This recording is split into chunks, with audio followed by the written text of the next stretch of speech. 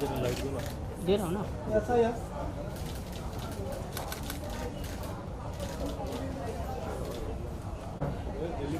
We're not going anywhere. We're not going anywhere यार मतलब We are here to stay. Don't we are here to serve. छुट्टी पहनता है यार बात करेंगे यही सही है. मैं ऑर्डर करूँगा So you like these kind of दर अंदर दर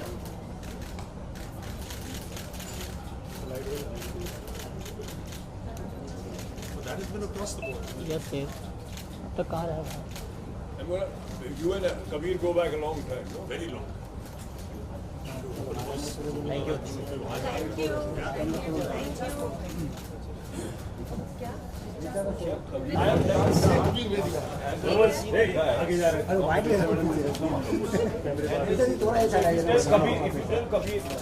सेंटर में देखिए कितना भी हो गीता जी यहाँ पे सेंटर सॉरी सर आ जाइए सर गीता जी सेंटर में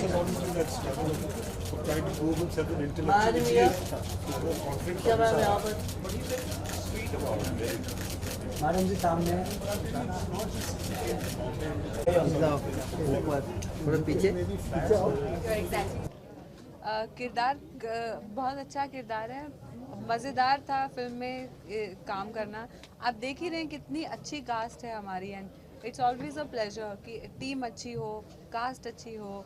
और सुधीर सर के साथ काम करना आई थिंक जो भी मुंबई में आता है वो एक बार तो सोचता है कि मैं ये एक्टर्स को टिप भी देती हूँ कि एक बार वो सुधीर मिश्रा के साथ काम कर लें तो जैसे राहुल बोलता है उनका ढक्कन खुल जाता है तो काफ़ी अच्छा रहा मेरे लिए पूरा प्रोसेस, मैंने बहुत सीखा भी और अभी we are excited to show the film. तो इनकी फिल्म में काफी डेप्थ होता है, डेप्थ के बारे में बताइए कि जो फिल्म होता है उसमें काफी डेप्थ होता है, इस फिल्म में कितना डेप्थ है, क्या कहना चाहेंगे? बहुत डीप एंड है ये तो।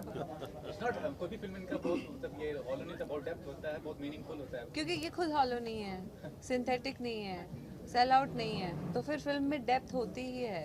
जो सुधीर के बारे में एक चीज़ बड़ा बहुत पहले जब सुधीर शुरू में जब फिल्म बना रहे थे तो बहुत लोगों को बड़ी शिकायत होती थी इनसे, और ये शिकायत बड़ी लंबी चली है इनके साथ कि आपकी फिल्म में जो भी कैरेक्टर आता है आप उसी ज़िंदगी में घुस जाते हैं।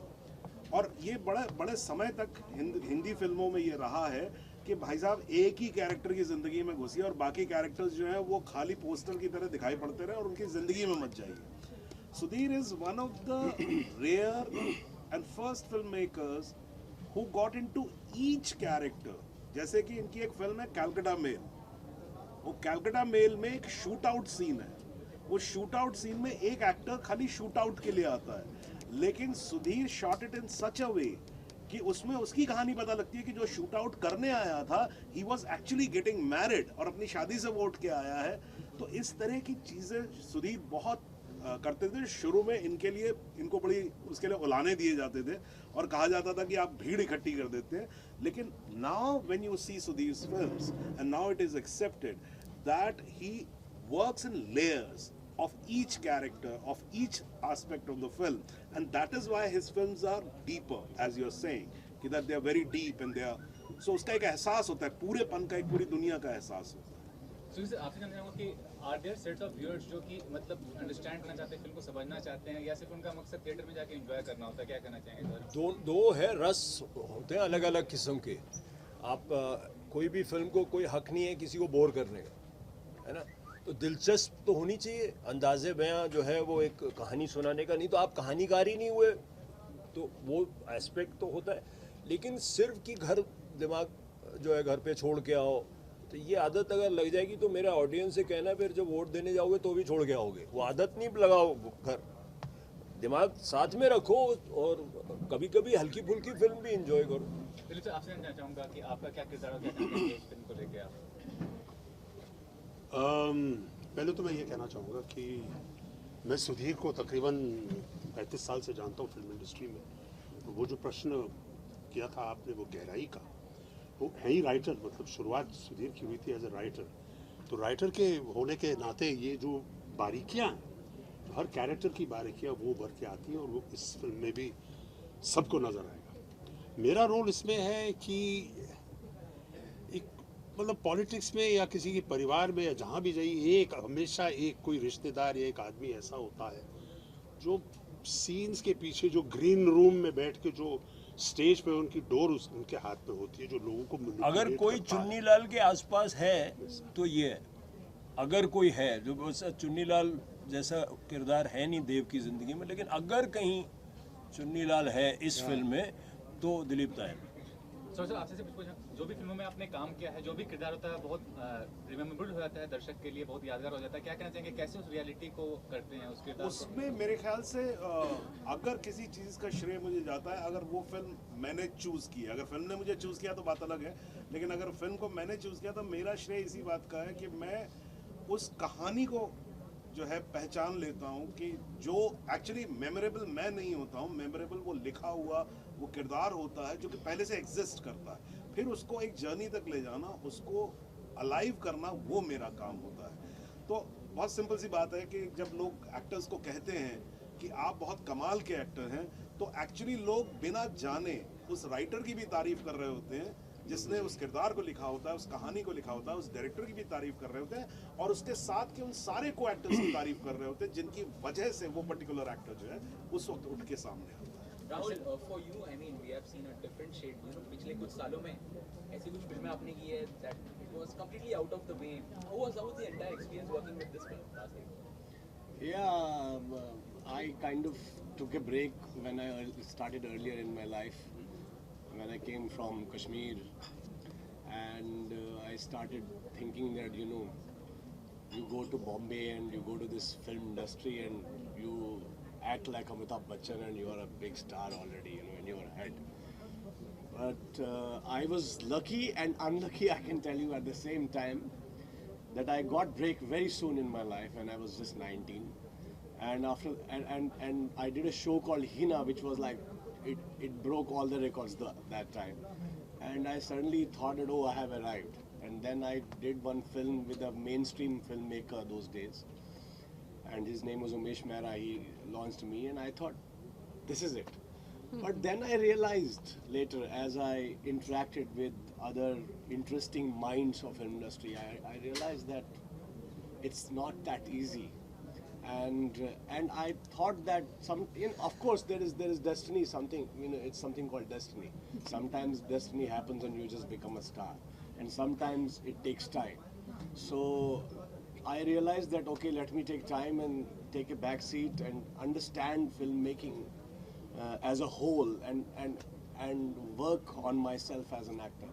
But I thought that I will take a couple of years. I didn't realize that it's going to take like 7-8 years. And that sabbatical was a little too long.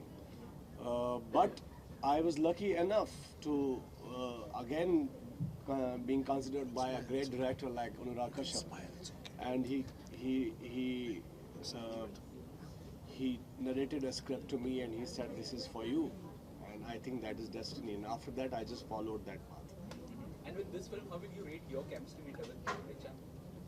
Richa, देखो, ये कोई केमिस्ट्री लेबोरेटरी तो होती नहीं है film industry की, भाई chemistry में कुछ सल्फ्यूरिक एसिड कुछ बना देगा एक और कंपाउंड, ऐसी बात नहीं होती है।